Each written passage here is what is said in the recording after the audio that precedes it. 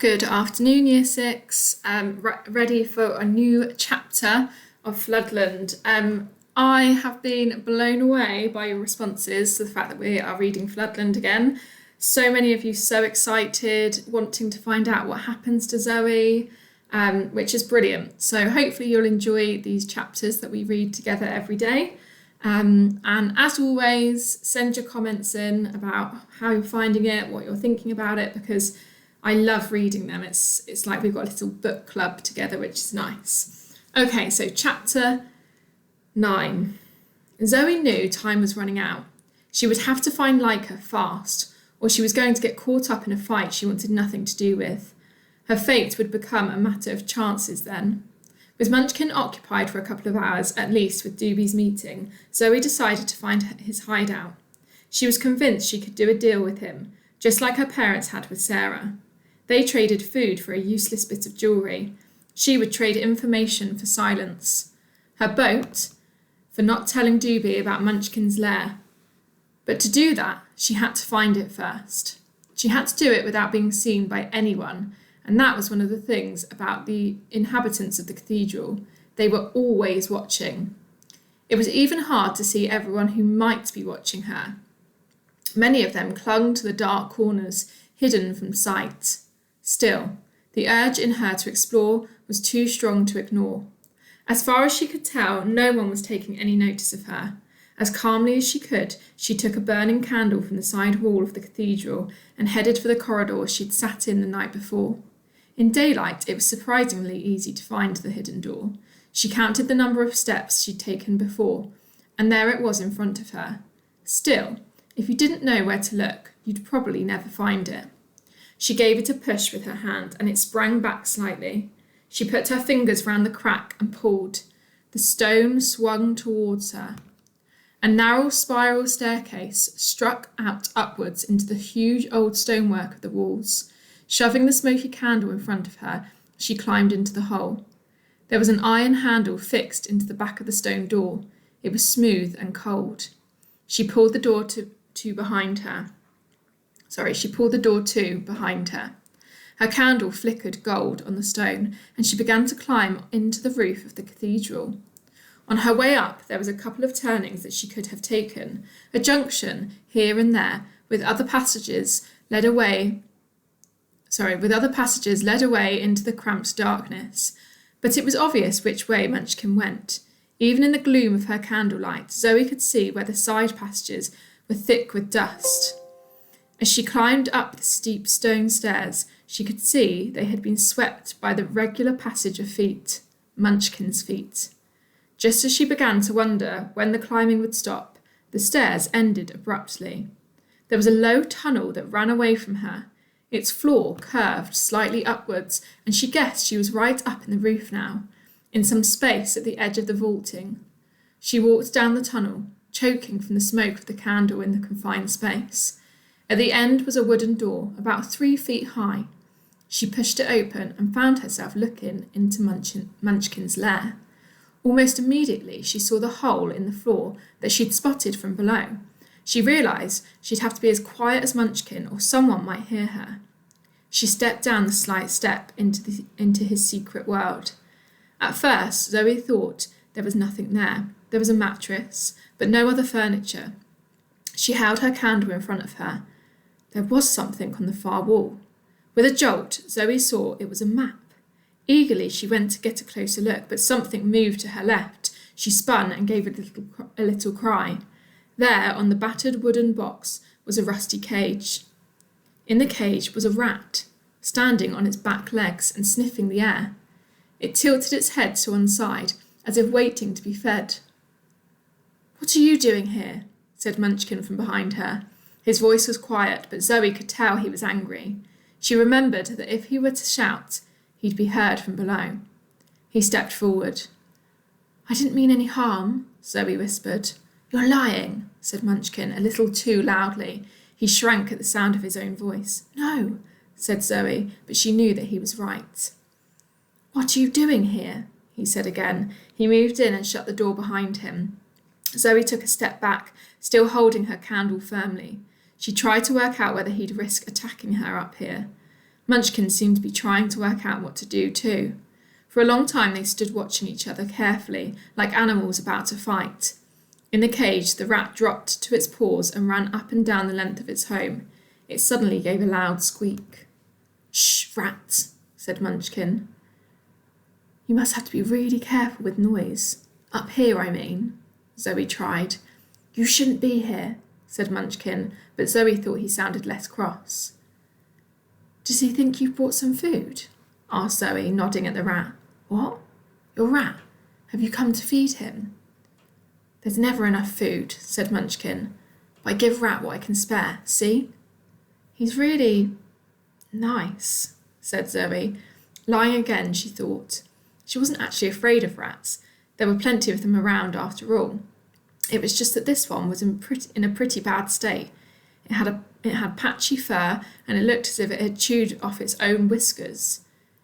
It had the sort of mangy-looking tail that only sick rats get. "I know he's not much to look at," said Munchkin defensively. "You should let him out sometimes. Do you let him out?" asked Zoe, realising as she said it that it might not be a tactful question to ask. But it was all right. "Oh yes," he said, "but sometimes it's such a job to get him back in the cage. He got out of the door the other night, and then I was hours chasing him all through." "Are there lots of passages then?" asked Zoe. "Oh yes," said Munchkin, but then he remembered something. "You shouldn't be up here." Zoe cursed herself for bringing the conversation back to that.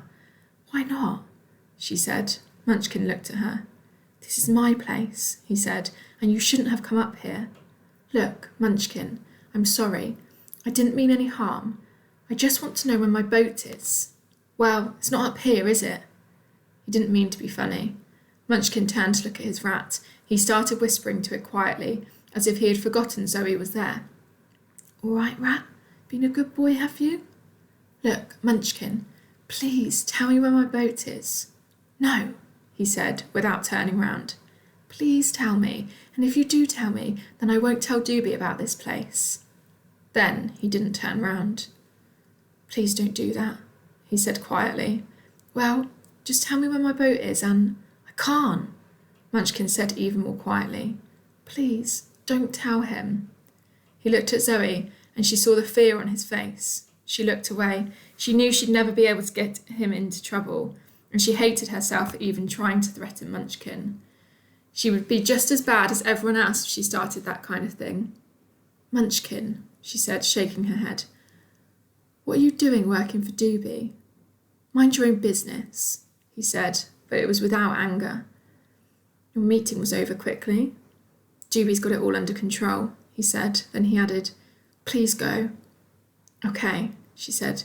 "Listen, I promise I won't tell anyone about this place. Or Rat, okay?" He nodded. As she stepped backwards through the small door, she had to ask one more question. "Munchkin, where's that a map of?" He looked at it for a second. "That's here, that is, years ago. See? There's no water anywhere, just a couple of rivers. This brown bit here, that's the island now. And that cross is the cathedral." "Wow," Zoe said. Her spirit leapt. She could see lots of land all the way from the island to Norwich to the sea, miles and miles away. And in the other direction, the map finished before any sea appeared. "Where did you get it?" she asked. "It was my mum's." His words reminded Zoe of her mother's pendant. She wanted to get it back badly, but knew it wasn't worth the fight. She already knew she would have to let it go, no matter how much it hurt. "Have you got parents?" asked Zoe stupidly. "Not anymore," said Munchkin. "Have you?" "Yes," said Zoe. "No, I don't know really." There was an end to their talk. "Please go now." Munchkin seemed to have gone back into his shell. "Munchkin, I couldn't come and have a proper look at the map sometime. Please go." Zoe knew she was taking a risk. If she pushed Munchkin too much and he got angry, someone might hear them. But she had to get a better look at that map. "Just quickly, to make a copy or—" "Go," said Munchkin. She nodded her head. "Okay, Munchkin," she said, giving up. She couldn't take the risk of someone hearing them. She decided to come back another time. She ducked backwards through the little door. "Your boat," said Munchkin suddenly. "There's a shed on the west side, but it's locked. Only Doobie has a key." "Thanks, Munchkin." She rushed back into the room and nearly kissed him, but Munchkin looked so shocked that she backed away again, smiling. "Thanks," she said. She left Munchkin in peace. Hope had started to surface in Zoe's heart. She knew her parents had got as far as the island, and had got away too. Her boat was all right.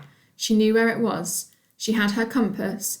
She just had to break the lock on the shed and she could get away. "If I can get a proper look at that map," she said to herself. But there was hope. She might be able to talk Munchkin round, to let her have a decent look at his map. Talking to Munchkin, she'd felt him warm slightly. It had been almost a normal chat, like one friend to another. Only for a moment, but it gave her hope.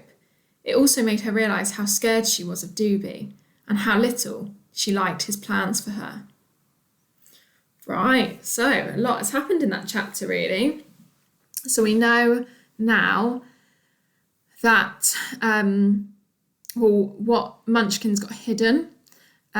We learnt a little bit, didn't we, about his background, the fact that the map belonged to his mum. We now know where Zoe's boat is, and that she's feeling a bit more hopeful. And it sounds like she's starting to build a relationship and a friendship up with Munchkin, doesn't it? Which maybe she can use to her advantage. So, prediction time. What do you think is going to happen next? Do you think Zoe's going to make a run for it and try and steal her boat? Do you think she might try and encourage Munchkin and William, or one or the other, to go with her so that she's got some company, or do you think she'll go by herself? And also, if you do think she's going to go for it and try and escape on her boat, do you think she'll be successful? Or do you think she will get caught by Doobie and the rest of his cronies? Let me know in the comments as always, and I will read some more to you tomorrow. See you tomorrow.